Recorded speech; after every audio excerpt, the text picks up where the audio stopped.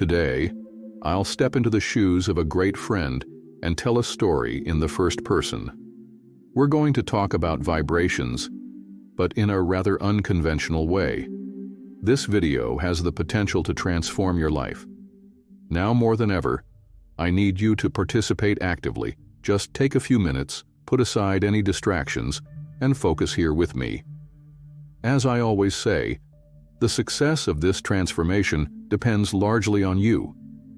The growing interest in the concept of vibration has led more and more people to seek a deeper understanding of the subject, which has also increased the amount of information available.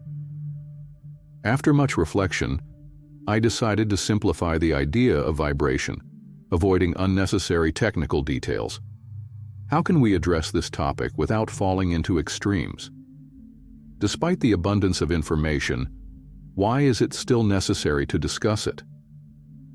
There are various ways to approach this knowledge. Some dive into technical details that end up being more confusing than helpful, while others get lost in fantastical theories that add little value. I also want to share a personal experience that demonstrates the power of maintaining a high vibration. This experience is part of my life, which makes it authentic and far from mere fantasy. Experts explain that vibration is the force that drives everything in the universe, affecting particles, atoms, and molecules. They tell us that vibrations can range from high to low. When we feel good, we vibrate high. When we feel bad, we vibrate low. Learning to raise our vibration is considered essential for manifesting our desires. However, you don't need to be an expert to elevate it. Vibrating high simply means feeling good. In fact, no one but you can manage your own emotions. So why look outside for something that already exists within you? Let's focus on simplifying one concept. Feeling good is essentially vibrating high. The technical details aren't crucial in this particular context. We're talking about alternating between positive and negative emotions, not just high and low vibrations. It's a mistake to believe that only by maintaining a high vibration will we attract what we desire. Even when we're not in that ideal state, we continue attracting experiences into our lives. We spend a great deal of time feeling bad, dissatisfied, depressed, stressed, or hopeless, and yet the universe responds by bringing more of the same. The true value of this subject lies in recognizing that we are constantly vibrating, always experiencing something. The simplest solution is to strive to maintain a constant sense of well-being. This, in essence, could ensure that everything in your life flows in the direction you want. Let me share my perspective. We are often told that to attract certain things, we need to tune into specific frequencies, like adjusting a radio to pick up the right station. Using terms like frequency and antenna to talk about vibration can be helpful to a point, but we don't need to overcomplicate it. We are all free to believe whatever we want, but in my understanding, I am not a radio. I am a person. I'm going to tell, in the simplest way possible, the story of how I went from a life of depression to a life that I genuinely enjoy. I had stopped dreaming.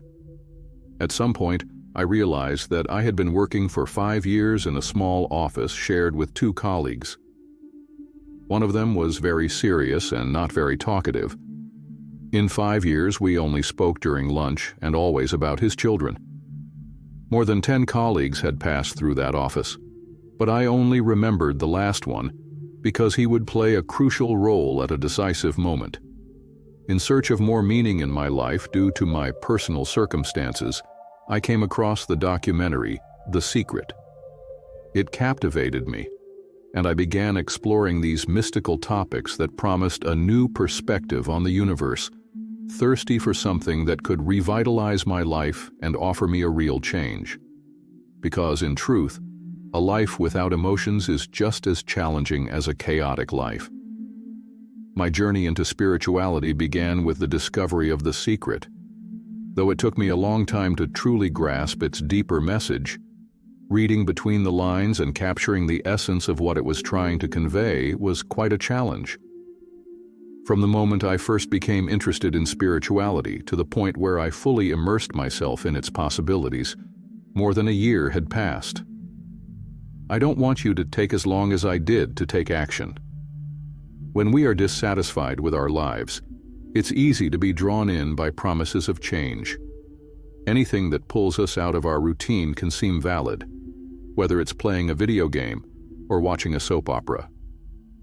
When I finally understood that mere desire wasn't enough to manifest my dreams, I chose to take action. It was time to apply all these spiritual ideas in my daily life. This need drove me to dive deeper into the study of vibration. After thorough research, I decided to focus on what I truly enjoy: simplifying. I created a plan and set a concrete goal to get a promotion at work. I knew I needed to maintain a high vibration to attract my desires, even though my current situation seemed discouraging. Many external factors influenced my mood, making it difficult to stay in that high frequency, meaning feeling good. This was my biggest challenge. To overcome it, I sought more information. Everyone said the same thing. It's a matter of perception. You can't change the external world, only the internal one. If you want to change the world, start by changing yourself. But when I first started on my spiritual path, these ideas were hard to accept. I held on to what resonated most with me at that moment. We are the creators of our own reality. And that intrigued me. I convinced myself, I am the creator of my reality, and in my reality, it is possible to change the external world. I began to take action. You can apply this to your own life. Just adapt it to your situation. I made a list of everything that bothered me. My neighbor blasting loud music every morning, my long bus commute to work, the monotonous silence in the office, and my sedentary lifestyle, which was causing me to gain weight. These were the 4 main aspects that made my life unbearable. How could I fix this? How could I change my situation? I realized I needed to eliminate everything that prevented me from feeling good. Ironically, in trying to change my external environment, I ended up changing myself. I saw that changing external circumstances was impossible, so I made practical decisions. I started waking up 30 minutes earlier to walk to work, which eliminated the need to go to the gym. Along the way, I discovered the beauty of the park and enjoyed a peaceful morning coffee. That's how my days went by. Before a month had passed, a coworker noticed a change. "You look different," he said. I was vibrating high, at peace with myself and radiating that energy to the world. There was only one thing left for me to feel complete: my promotion. I was ready, just waiting for it to come.